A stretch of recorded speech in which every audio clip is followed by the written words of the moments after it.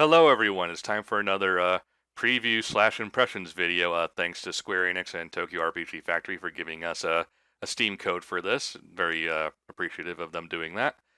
So, Lewis, do you have any experience with TokyoRPG Factory's games? I am Setsuna, and that's about it. I remember liking it, but it was sort of a run-of-the-mill RPG with Chrono Trigger gameplay grafted on, so I wound up losing interest partway through. Even though I was enjoying it while I was playing, I just never got back to it. Um, Yeah, they're kind of the discounted RPGs. Like, you want something a little bit cheaper and not 80 to 100 hours long. yeah, but the trade-off for that is that the writing is only ever going to be decent, the gameplay is only ever going to be good, that kind of thing. Yeah, and that's totally fine. You're not spending full price on this. Yeah, I know. There's something inherently less impressive about like a professionally made production that's just kind of good versus say like the RPG Maker games they sell on Steam that are surprisingly ambitious considering how limited they are. But that's just my tastes, I guess. Yeah, Um, for what it is, they do decent work. We've been having a lot of kind of mid-tier RPGs this console generation. It's weird. well, the genre's trying to make a comeback. I stress trying because like the big names don't seem to want to do them anymore. Um, I Square Enix turn-based RPGs don't sell well. Bravely Default does gangbusters on the 3DS. Shocked Pikachu face. Turn-based RPGs don't sell well. Octopath Traveler does extremely well on Switch. Shocked Pikachu face. yeah, pretty much. But Tokyo RPG Factory is their market is for that nostalgic crowd. I'd like to get past the point where we're marketing to the nostalgic crowd and to the point where we're doing like full-fledged RPGs for their own merits again, but Yeah. it is what it is. I'm liking the production values of this one better than I am Setsuna. We have actual camera angles now. That's impressive. Yeah. This one has a bit of a more different story than just kind of your more standard stuff from them. This one has a lot more, well, besides the cutscenes, it just kind of has a lot more weirdness going on to it other than person needs to save the world because you're an RPG hero. Oh, so Tokyo RPG Factory is getting a bit more ambitious here, are they? A little bit, yeah. Mm, We're taking steps. I suppose. Because We're still doing the whole chibi big head thing, though, because apparently that's it, synonymous with JRPGs for some reason. it's also probably just easier to animate and model. Yeah, well, you can do like slightly duff, non-motion captured animations with these kind of models, and they won't look too unnatural because the entire art style is already cartoony anyway. You Yeah. oh, what? Hi, Kakashi Sensei. uh, okay. I So thought, yeah, the basic story is in this world, your spirits only go into the afterlife slash reincarnation if people don't mourn for you or you don't have lingering regrets, that sort of thing. so it's like everyone becomes a ghost super easy or something? Kinda, yeah. Do they turn into monsters too? Because I've been waiting for Tokyo RPG Factory to do Final Fantasy X again. Not entirely. It's Oh, okay. sometimes they do, sometimes they don't. It's kind of weird. Yeah, as usual for our impressions video, I will be going through basically the first half an hour-ish of the game. We'll see how it goes, and unfortunately, based on how the game worked and how I was recording off OBS, that little mouse cursor up there is going to be there. Yeah, I was about to ask about that. Sorry. Okay, so reading the This, textbook, this, reading the text box, we actually have a fairly interesting concept going on here. We're looking at a world where people have to let go of the dead, otherwise they're holding the dead there for real. That's, it's got some potential for interesting character development there. yeah, unfortunately, our RPG hero protagonist is gets kind of super edgy about it once he grows up and we start the game proper. Yeah. It's one of those things where, like, the way the world works presents a stark injustice to the people in it, and eventually you're going to get those people who just rail against that. Yeah. Mm.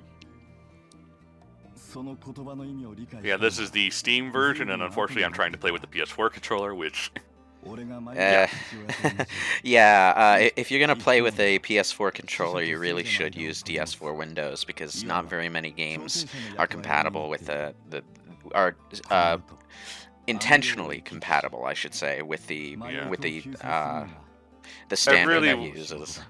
I really wish PC development would just have both, just to let people choose what they want. I do, but DS4 Windows makes it fairly easy. It just turns your PS4 controller into an Xbox 360 controller, and then every game accepts it.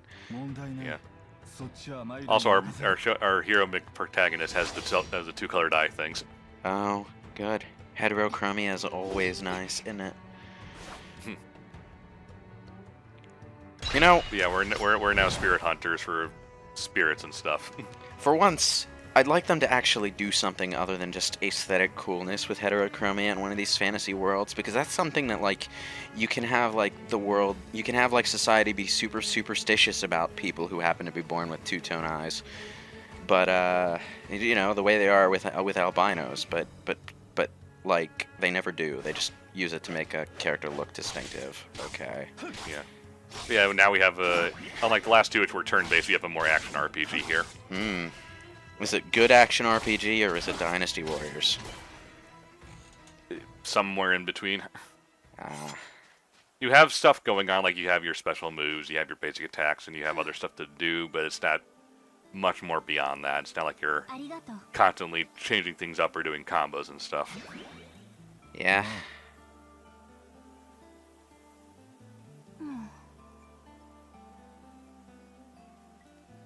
So, yeah, we're more or less kind of just our normal shonen protagonist guy with lots of unique identifiers, spot the main character, that what you will, but the art's pretty good when you actually go into the menus, but the models themselves are always kind of eh. Yeah. As is TokyoRPG style. Which just will probably look better if you're playing it, like, on Switch on the go. Yeah, probably. But, you know, I am glad that they put it on multiple platforms, rather than just putting it on the one, because that's a major problem that I had with a lot of the RPGs that came out last generation, is that they were all going to the fucking 3DS, and I can't stand playing on portable systems. I'm sorry. Praise the Switch. Yes. Options are good. Praise it.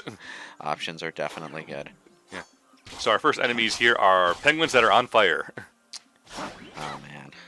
Not only are we doing Final Fantasy X, we're doing Final Fantasy 13. Yeah! I don't know what Final Fantasy 13's designers were thinking with their monster designs, but like, robot penguins out in the wild, I don't get it. I mean, enemies are enemies. I do like the art style they use for the characters here. Yeah, the art style itself is always good. It's just that, again, they're a budget development studio. They don't have as much to put into the actual in-game graphics. But you know, just having a distinctive art style for character design does a lot to get your imagination going for a game, you know? Even if, like, the graphics within the game itself are lacking, having that to, you know, supplement it in your mind, it's not an effect that I would underestimate, and that's half the reason that I have zero interest in getting into Xenoblade Chronicles 2. Oh, I'm sorry, did I just say that? But, ouch. Yeah, this kind of game very much reminiscent of, like, those PS2 RPGs back then, where the graphics were fine, but the artwork was way better. Okay, so, like, Ghost Girl here, what's... She is a soul that bonded with us and gives us power instead of passing on. Right. Okay. Yeah. It's basically your excuse as to why you get different styles and attacks and stuff, because you just get more of them as the game progresses. What kind of styles are we talking about? Like, different fighting styles? Yeah, fighting styles. Like, I think one of them is kind of dragoonish. Ah, so you switch around between fighting styles, like Devil May Cry or Yakuza or something? A little bit, yeah. It's always fun. Okay. And you, of course, earn special moves for each of your demons that let you do different moves depending on what you map to them. Yeah, we have a big fire penguin. Yep. I like how it's got like a little plastic candle flame on its head instead of an actual flame.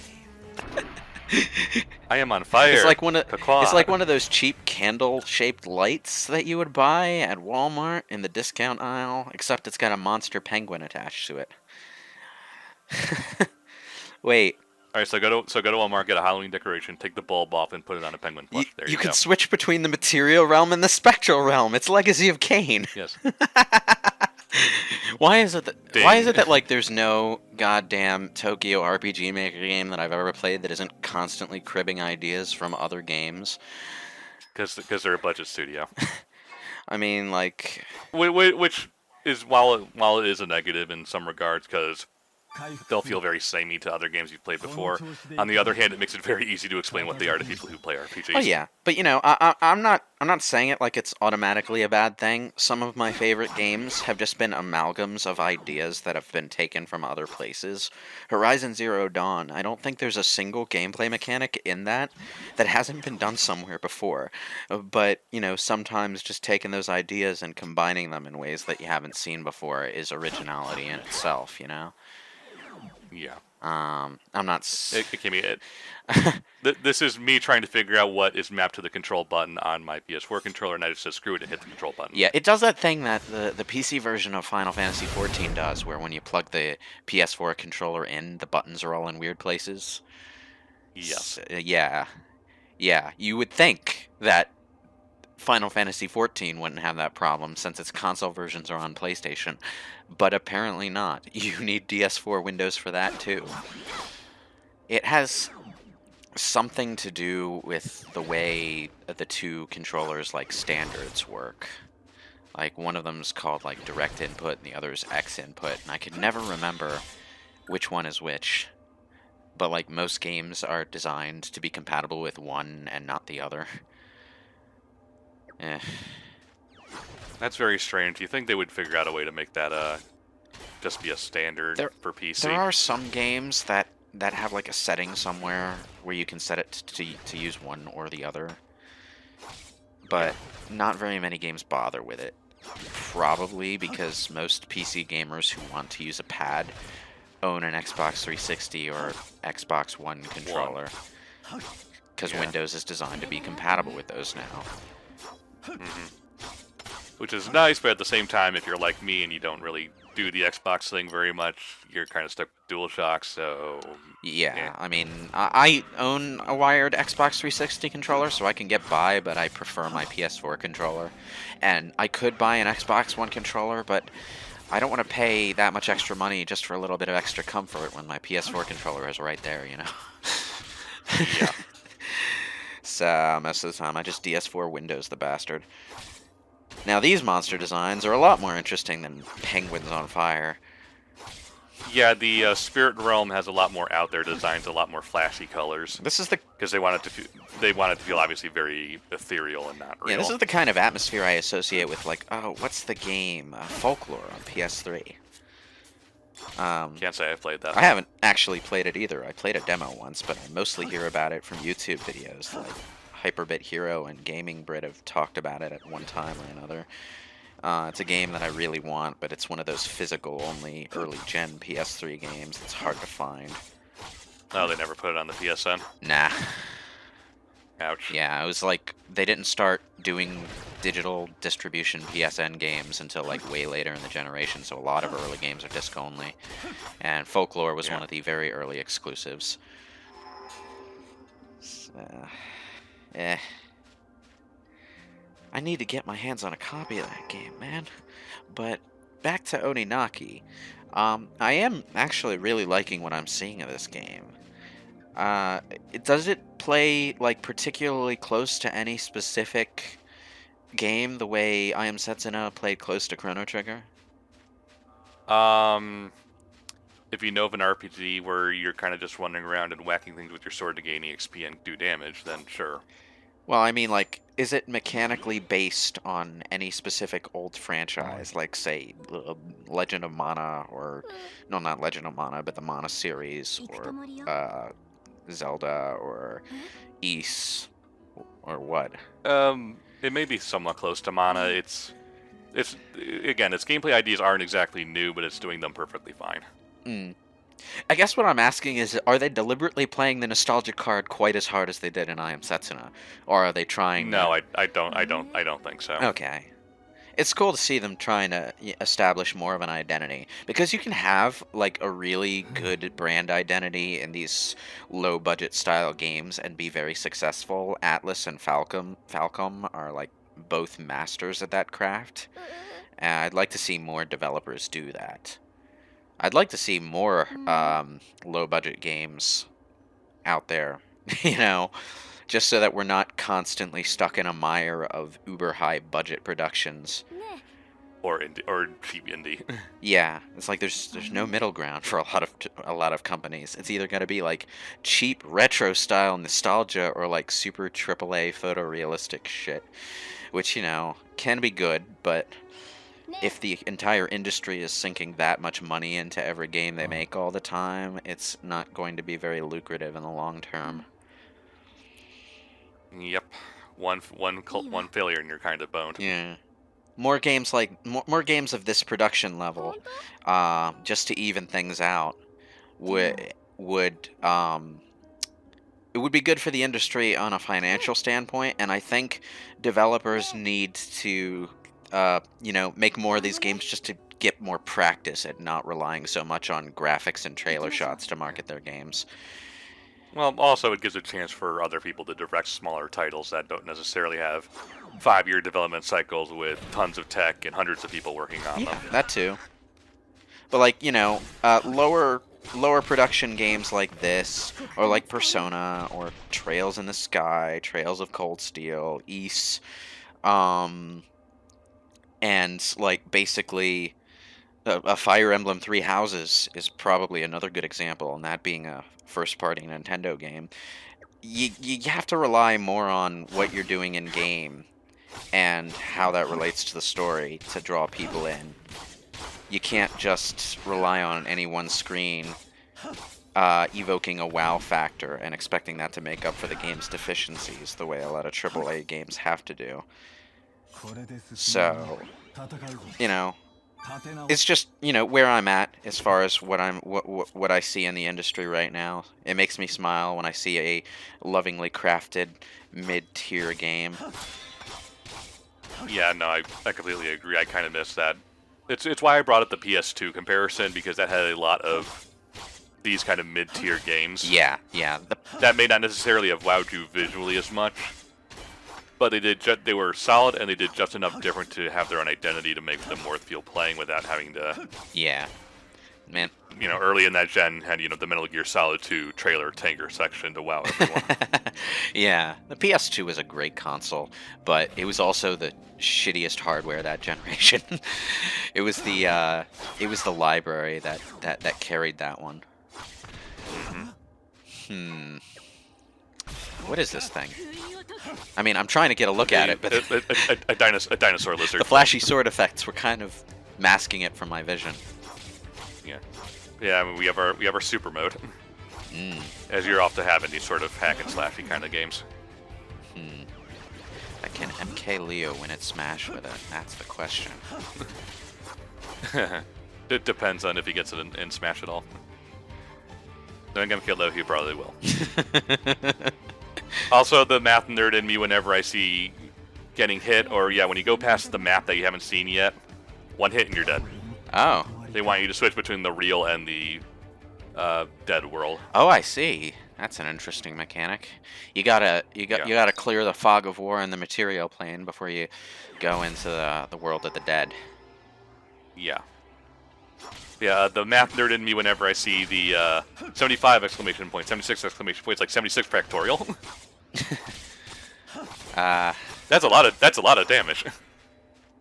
JRPGs have always been like outside of, I think, like Dragon Quest, which has historically kept its numbers reasonable.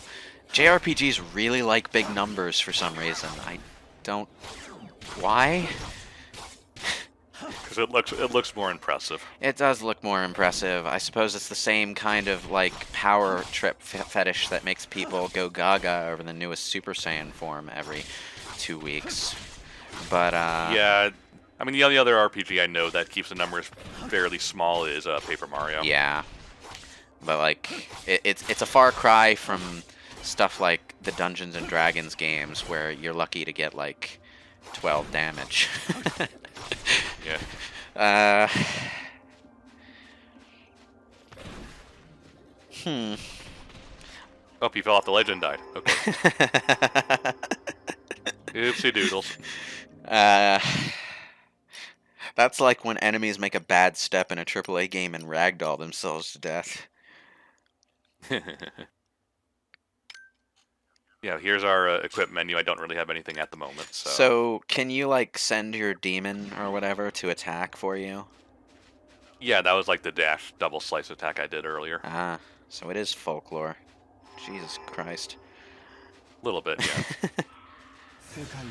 Yeah, back in the real world. I like how instantaneous the switching is, though, because in older games like Soul Reaver, that'd be a loading screen. well, it wouldn't be a loading screen, but in Soul Reaver, which was one of the earlier games that was like really trying to not have loading screens in the archaic sense of having long hallways in place of loading screens and stuff. When you switch between the material realm and the spectral realm, Raziel would do this sort of slow gesture with his arms, and you would see the world twist and warp around you, which was a really cool effect. Still is a cool effect, but it would take a good few seconds, you know?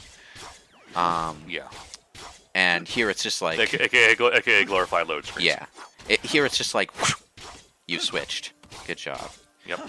It's not a horrible night to have a curse this night. But, It might be later, though. I am liking the look of this game. I'm gonna have to give it a try. What system is it on? Is it on? Everything. Okay, yeah. That's TokyoRPG Factory, yeah.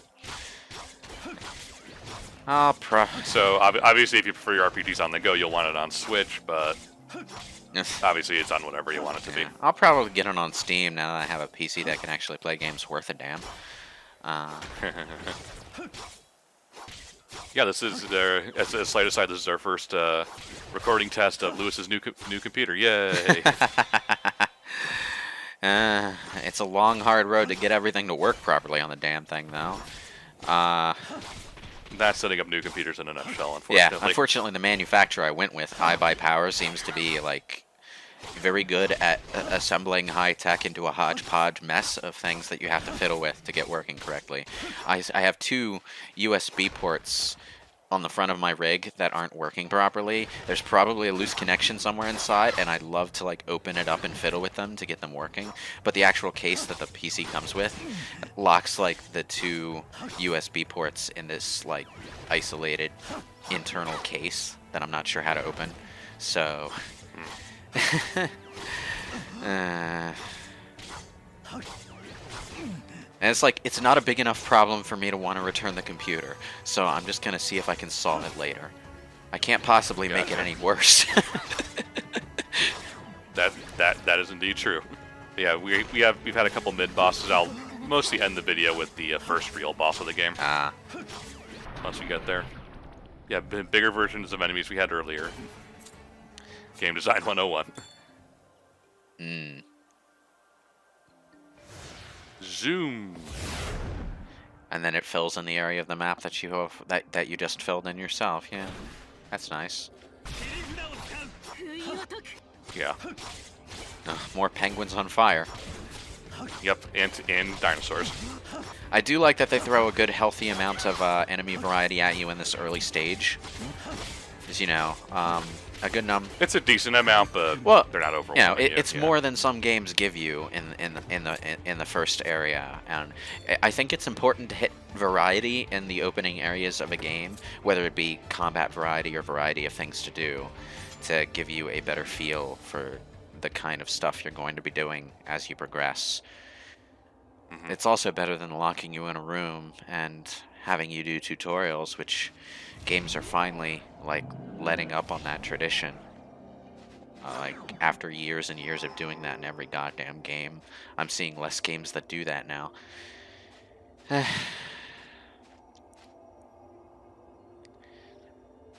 So is this the first boss? We'll be getting our second demon and then the first boss. Oh. Unfortunately, while I was recording the game, because again, PS4 controller, I couldn't figure out how to swap the guys I was working with, so I beat him with my default one. Oh. Oh. Flashback sequence. Yes, please teach us Kakashi-sensei. He does look like Kakashi.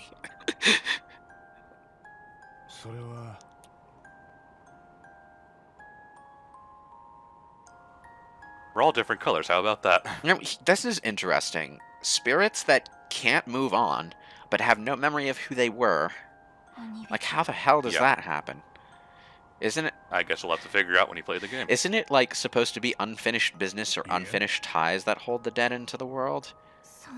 But, like...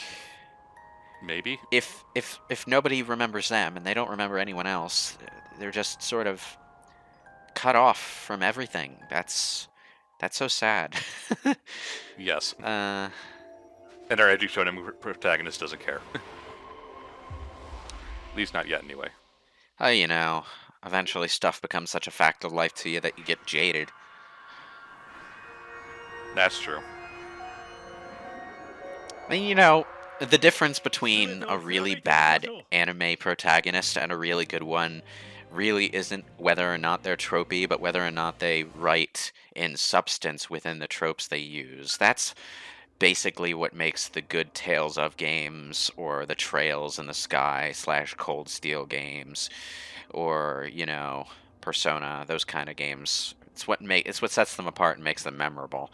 But there are a lot of games out there that just pull these tropes in for the sake of having them and don't really give you anything beyond that. And it's like, The perfect chance to try out this new demon, too bad I can't figure out how to use it. Oh boy. Yeah, because it says use 1, 2, 3, 4, and I tried that and it doesn't work. 1, 2, 3. At least because it was probably because it was interfering with the PS4 controller and the whole system got kind of confused. Yeah, there are a lot of games that have like separate modes where you can't use the keyboard and the gamepad at the same time. The only game I can think of off the top of my head that lets you use both control interfaces simultaneously is, again, Final Fantasy XIV. In that case, I actually, like, sort of MacGyvered myself a control system where I use the gamepad for most of my controls and just put my lesser used buffs on the number pad on my keyboard. There we go. I sort of did it when in the menu, but then I forgot to actually equip it. Ouch. That didn't even touch you. Oh, okay, it was funny. It was a shock. The freeze frame froze, like, at the moment of damage, but the moment of damage was slightly before the visual effects. So, it looked very weird for a second there. This is looking more and more like an East boss, yeah. Big motherfucker with, like, patterns and stuff that you have to run around dodging attacks with and then dart in to try and hit with a few combos. And then run around dodging attacks again, and yeah, it's very, very, very East. Needless to say, I will fail this first attempt and then kill him for good.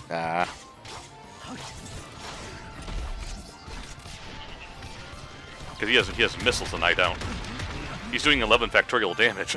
Somehow I get the feeling that your new demon has an ability that would make this way easier. Probably, yes.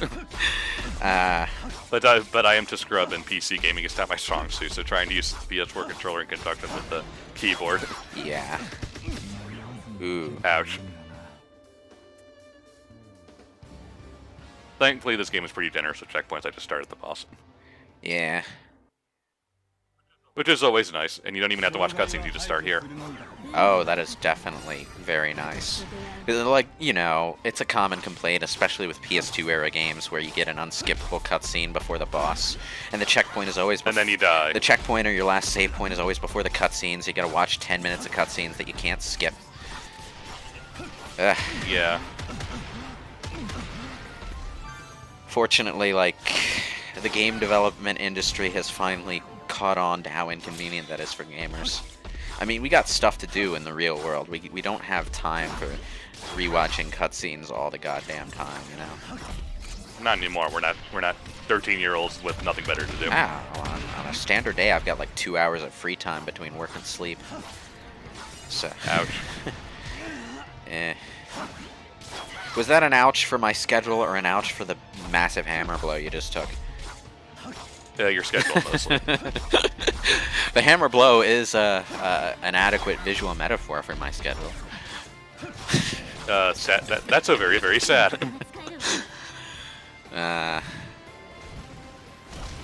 Yeah, okay, I'm sold on this game. I'm definitely going to try it out soon. I mean, I should probably actually beat the East games I already own before getting it, but... Backlog problems. I've got so many RPGs on my backlog. Western RPGs, JRPGs. And I've got, like, no time to play it with. No. Welcome to adulting, kids who are watching this.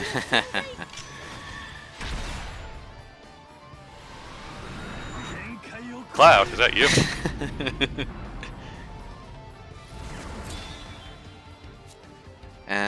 And it dies in a fiery explosion, like any good JRPG boss. Yep. I mean, it's not a proper JRPG boss if its blood isn't kerosene, so... Ah. Ninja lady. Young lost soul. This is his house. Why Yay. is it that when I look at this chick, the first thought that pops into my head is a Akatsuki from Log Horizon? Brown hair and kind of short. Probably, yeah. Or not brown. Sorry, black hair and kind of short. Midget girl ninja, yeah, that works. I suppose, but yeah, this is the part of the game where you kind of end the first stage, so I'll be ending things off more or less here, as you can tell by the timer. Didn't want to get too far and wind up with no place to stop, so that's how these previews kind of go. Does this game have, like, dedicated town areas and shops and stuff, or is it? Yes. Oh, okay, good. It's just kind of a tutorial area, and this is me trying to open the door, but it's not letting me. Again, don't try to plug in your PS4 controller and play this game. Not without DS4 Windows, kids. Yes. So, have the last few seconds of me darting around like an idiot. But figured it'd be funny to leave in. I just want to open the door, but let me in! Let me in! Developers, please include PS4 controller compatibility. It works with PC. Yes. You've got no excuse not to at this point. Come on. But yeah, that's Oninaki. It's on basically everything. I want to thank Square Enix and TokyoRPG Factory again for giving us access to it. Yeah. It was a surprisingly good watch.